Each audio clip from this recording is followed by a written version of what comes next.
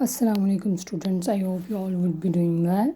So today we are going to talk about another poem by Sherman Alexie, that is Why We Play Basketball. ठीक है, अब जी ये जो हमारी pome है ये अगेन जो है वो नेटिव अमेरिकन पे बेस करेगी, उनकी आइडेंटिटी पे बेस करेगी, उनकी लाइफस्टाइल पे बेस करेगी, उनके ओवरऑल जितने क्राइसिस थे, ट्रॉमेटिक सिचुएशन थी लाइफ की, जो उनकी हार्डशिप्स थी, उन सब को जो है वो रिफ़्लेक्ट करेगी. ठीक है, जैसे मैंने आपको बिल्कुल स्टार्ट में बताया था, if you people have gone through sasquatch poem on my channel, तो सैस्क्वैश पोइम के बिल्कुल स्टार्ट में मैंने आपको शर्मन एलेक्सी और ओवरऑल उसकी लाइफ का सारा सिनेरियो बताया हुआ है. तो if you people haven't go through from that poem yet, you must do it now. ठीक है, तो अब हम यहाँ पे जो है वो स्टार्ट कर लेते हैं अपनी पोइम को. बेसिक थिंग जो है वो अगेन यही है, शर्मन एलेक्सी क्योंकि लिखता ही सैड जो है वो मटेरियल है, सैड स्टफ़ है. उसकी वजह क्या है, क्योंकि उसने अपना सारा जो चाइल्डहुड है ना एज अ नेटिव अमेरिकन, उसने लाइफ स्ट्रगल्स में गुजारा है. उसने अपनी जो लाइफ है उसके लिए इतनी स्ट्रगल्स की हैं, उसने देखी हैं, उसने अपने पूरे ट्राइब को लड़ते हुए देखा है, राइट्स के लिए, एक नॉर्मल लाइफ के लिए, एक आइडेंटिटी को क्रिएट करने के लिए, और बहुत सी ऐसी चीज़ों के लिए जो शायद नॉर्मल लोगों के लिए जो है वो सोचना भी बहुत मुश्किल होगा. So he has gone through that kind of that level of traumatic situations in life. So that is why his writing is like that. और उसमें बहुत ज़्यादा अग्रेशन है, उसमें बहुत ज़्यादा जो है हेट हमें नज़र आएगी, उसमें बहुत ज़्यादा रूथलेस रियलिटीज़ नज़र आएंगी लाइफ की. तो ये वही ध्यान से हर एक सिंबल को खुद से देखना है और फिर उसको रिलेट करते जाना है उसकी सिचुएशन के साथ, and then you yourself will be able to write down the explanation of all these lines. ठीक है, let's start. In December snow covered the court. We wrapped our hands in old socks, soaked the white snow with kerosene, lit the match and melted it all down to the pavement. अब यहाँ पे बेटा दिसंबर के जो है month को बताया गया है. इन दिसंबर स्नो कवर्ड द कोट. यहाँ पे जो कोट है ये याद रखना है, ये कोट जो है वियर करने वाला कोट नहीं है. ये जो कोट है ये वो कोट है जो कि एक झोंपड़ी की मानंद जो है, या एक ऐसा कमरा होता है जो बहुत छोटा होता है. जैसे हम देखते हैं यहाँ पे, अगर पाकिस्तान के सिनेरियोज़ में देखें तो हमें मिलता है बहुत छोटे छोटे से हट्स. ठीक है, तो ये उसी की मानंद है जो उसने कहा है कि दिसंबर में वो जो हमारा कमरा था या छोटा सा एक घर था वो स्नो या बर्फ़बारी के साथ ढक जाता था. We wrapped our hands in old socks. ठीक है, हमने पुरानी जुराबों में अपने जो हैं वो हाथ जो हैं वो रखे हुए हैं, because they don't have the gloves to wear on. Soak the white snow with kerosene, lit the match. ठीक है, अब जो है वाइट स्नो से ढका हुआ सारा उनका एरिया, लेकिन अब वहाँ पे वो मैच खेल रहे हैं. And melted it all down to pavement. और वो मैच खेलते खेलते जो है मेल्टेड इट जो है यहाँ पे अगेन जो स्नो की तरफ इशारा किया जा रहा है कि वो मेल्ट हो जाती थी सारी, पेवमेंट तक का जो रास्ता होता था ना खुला. ठीक है, वो सारा जो था वो खुल जाता था. We were Indians who wanted to play basketball. हम जो हैं वो नेटिव अमेरिकन हैं या इंडियन थे जो कि हमेशा चाहते थे कि बास्केटबॉल खेलें. Nothing could stop us from that. अब यहाँ पे सिर्फ बास्केटबॉल जो है बास्केटबॉल ही नहीं है, अगेन ये उनके राइट्स की तरफ भी इशारा किया जा रहा है कि वो हमेशा चाहते थे कि वो अपने राइट्स को हासिल करें और कोई भी उनको उनके जो राइट्स हैं वो लेने से रोक नहीं सकता था. Not the hunger in are thin bellies, not the fear of missed shots, not the threat of white snow. अब यहाँ पे बहुत ध्यान से देखो, उसने कहा फियर ऑफ मिस शूट, कि अगर हम जो है मिस्ड हो जाएंगे या हमसे ये जो है निशाना नहीं लगेगा या हम ये काम नहीं कर पाएंगे या बास्केट में बॉल जो है वो नहीं जा पाएगा, हमें इन फियर्स का मसला नहीं था. और अगला जो है लाइन ये इशारा कर रही है वाइट पीपल की तरफ, वाइट मैन की तरफ. वाइट स्नो जो है वो पहाड़ को अगेन कर रही है.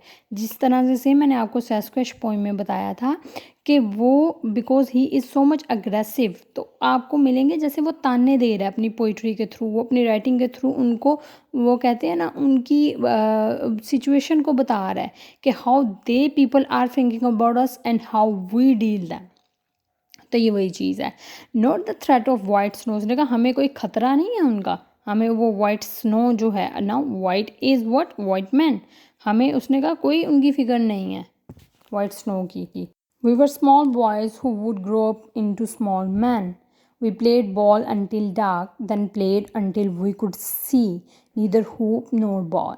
अब अगेन ये वही बात है कि हम लड़ते रहे हैं। ओवरऑल तो व्यू यही है कि हम खेलते रहे हैं जब तक रात नहीं हो गई, हम तब तक खेलते रहे जब तक हमें नज़र आना नहीं बंद हो गया, ना ही बॉल और ना ही उसकी बास्केट जिसमें हम बॉल को डालते हैं। ठीक है, लेकिन इसका हिडन मीनिंग यही है, उसने कहा हम लड़ते रहे हैं अपने उन तमाम राइट्स के लिए, इतनी देर के लिए हम लड़ते रहे हैं जब तक कि वो हमें मिल नहीं गए, जब तक कि लड़ते लड़ते हमारी आंखों के आगे अंधेरा नहीं छा गया, लेकिन हमें नज़र आना बंद भी हो गया था, फिर भी हम लड़ते रहे हैं अपने राइट्स के लिए। समझ आ रही है बात की? We played until our mothers and fathers came searching for us and carried us home. हम तब तक खेलते रहे हैं जब तक कि हमारे माँ बाप ढूंढते हुए हमें ले जाने के लिए नहीं आ गए। अब यहाँ पे ये भी एक चीज़ जो है कि घर इतना छोटा है, हद से भी ज़्यादा छोटा है, वो लोग घर जाके करेंगे भी क्या?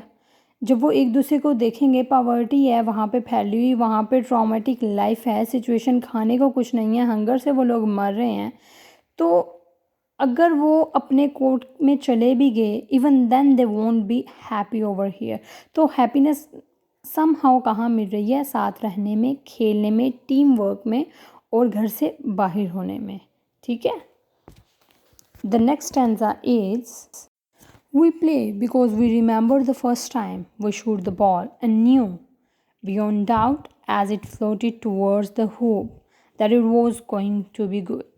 अब फर्स्ट पैराग्राफ जो था वो full of miseries of life था। अब जो सेकंड पैराग्राफ है वो समहाउ हमें होप का इशारा देता है। अब होप का क्यों इशारा देता है? क्योंकि फर्स्ट पैराग्राफ में उसने सिचुएशन बता दी है कि हम लड़ चुके हैं, हमने हर तरह की, वो जिसको कहते हैं हतल मका, कोशिश कर ली है कि हमें हमारे राइट्स मिलें। Now we are having the hope कि हमें मिल जाएंगे। ठीक है, हाउ ब्यूटिफुल इट इज़। अब वो इस बेखौफ होकर खेल रहे हैं क्योंकि उन्हें पूरी उम्मीद है कि अब है जो हमारी ये बॉल है ये ज़रूर बास्केट में जाएगी और गोल हो जाएगा।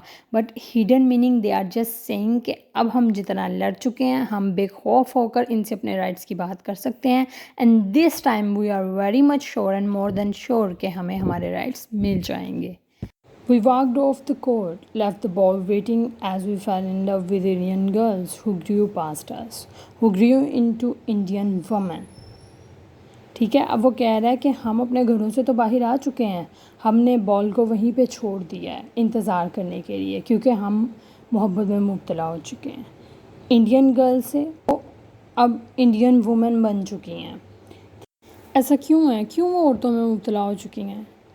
आंसर कर सकते हो आप? इसलिए हो चुकी हैं बेटा क्योंकि ये जो टाइम होता है ना, मैच्योरिटी जो होती है ये इंसान को, और जो मिजरीज होती है ना ये इंसान को जल्दी बड़ा कर देती हैं। आपने कभी शॉप्स पे छोटे छोटे बच्चों को देखा है जो वेटर बने हुए होते हैं और वो अपने घरों को चलाने के लिए वो काम कर रहे होते हैं? Why is it so? कभी उनकी कोई बात सुन के देखना, वो बहुत बड़ी बातें करते हैं, वो बहुत मैच्योर बातें करते हैं। इसलिए नहीं करते हैं वो कि वो बड़े हैं, इसलिए करते हैं क्योंकि उन्हें हालात ने ऐसा बना दिया है। जैसे ये लोग स्मॉल मैन बन चुके हैं, बहुत जल्दी बड़े हो चुके हैं। वो लड़कियां भी छोटी छोटी तो थी लेकिन अब वो औरतें बन चुकी हैं। You getting my point? Now as they have fall in love that ball waited inert suspended till we remember with a complex rush of pain and joy what we had left behind, how we loved the ball as it finally dropped into the net.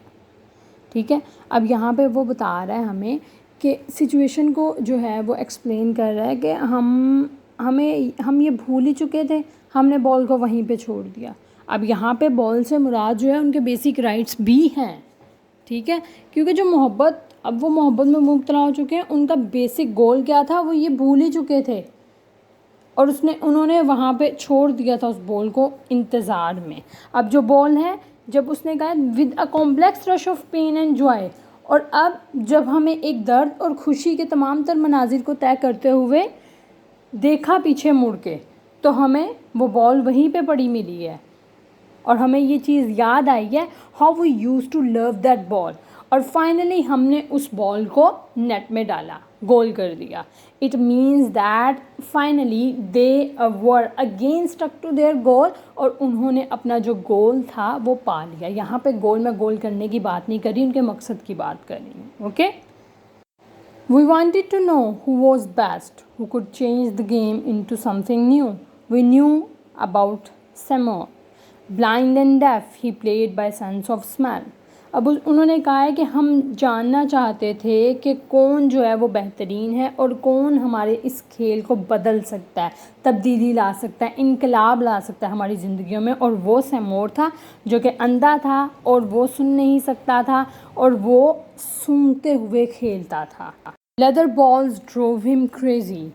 He identified his teammates by tribe. Spokanes smell like bread. Flatheads smell like pine. Colville smelled like snow. Leicester smelled like wine. ठीक है, अब ये जो person था ये उन तमाम जो ट्राइब्स थे, इनके डिफरेंट ट्राइब्स के डिफरेंट नाम हैं, उनको स्मेल करता था। और इसने इस तरह से उनको जो है वो सोचा हुआ था कि जो ये स्पोकेन्स थे, जिससे कि शर्मन एलेक्सी खुद भी जो है वो बिलोंग करता था, वो उनकी जो स्मेल थी वो ब्रेड लाइक स्मेल थी। ठीक है, जो नेक्स्ट वन थे वो पाइन की स्मेल देते थे, उससे नेक्स्ट जो थे वो स्नो के, and the next one word smell like wine. Seymour shot the ball, अब उसने जो है जी किक किया बॉल को, and the wind told him it was time to shoot. In basketball, we find enough reasons to believe in God or something smaller than God. We believe in Seymour, who hold the ball in his hands like you hold your God. How beautiful! I just love these lines. अब यहाँ पे उसकी गहराई देखो, उसकी feelings की और emotions की। वो कह रहा है कि जब उसने गोल करना स्टार्ट किया है तो उस सिर्फ वो एक वक्त था कि हमें लगा कि हाँ खुदा है, हमें लगा कि हम खुदा पे यकीन कर सकते हैं, हमें लगा कि अब खुदा हमें बचा लेगा, हमें लगा कि एक उम्मीद है अब उनके दिलों में, ठीक है, कि हाँ अब गोल हो जाएगा और उनको उनके सारे राइट्स दोबारा से मिल जाएंगे, उनकी ज़िंदगी में खुशियाँ वापस आ जाएंगी। ठीक है, उन्होंने अब क्योंकि अब वो सारा उनका जो एक उम्मीद है उस पर्सन पे चली गई है, तो उसने कहा शायद खुदा से छोटी जो अब चीज़ थी वो यही थी कि हमें इस पे बिलीव था। Stanza is, it is just a game, we are told by those who cannot play it unless it is played. For us it is war. समझ आ रही है बात की एग्जैक्ट मीनिंग जो मैं आपको बिल्कुल स्टार्ट से बता रही हूँ। It is now disclosing with in the fourth stanza. अब वो ये कह रहा है कि लोगों के लिए शायद ये सिर्फ एक खेल होगा, और वो उन लोगों के लिए जो ये खेल नहीं सकते, क्योंकि बहुत से ऐसे लोग होते हैं जो अपने राइट्स के लिए बोल नहीं सकते। As Gayatri Spivak says, subaltern can not speak. समझ आ रही है बात की? तो ये वहीं इशारा हो रहा है। उसने कहा हम खेल रहे हैं, हम लड़ रहे हैं, हमें पता है कि ये सिर्फ एक खेल नहीं है बल्कि ये एक जंग है। और जंग किस चीज़ की है? अपनी ज़िंदगी को अपने तरीके से जीने की। Often desperate and without reason we throw our body against another body. ठीक है, अब उसने कहा बगैर किसी वजह के कभी कभी हम इतना डेस्परेट हो जाते हैं क्योंकि हम वेट नहीं कर पा रहे होते ना कि कब ये चीज़ होगी, कब हमारी विशेस पूरी होंगी। ठीक है, इस तरह से hate each other, hate the ball, hate the hoop, hate the fallen snow, hate our clumsy hands, hate our thirsty mouths when we drink from the fountain. अब यहाँ पे देखो, पहले उसने बता दिया कि हम बहुत ज़्यादा डेस्परेट हो रहे हैं, हम इंतज़ार नहीं कर पा रहे हैं कब हमारी विशेस पूरी होंगी।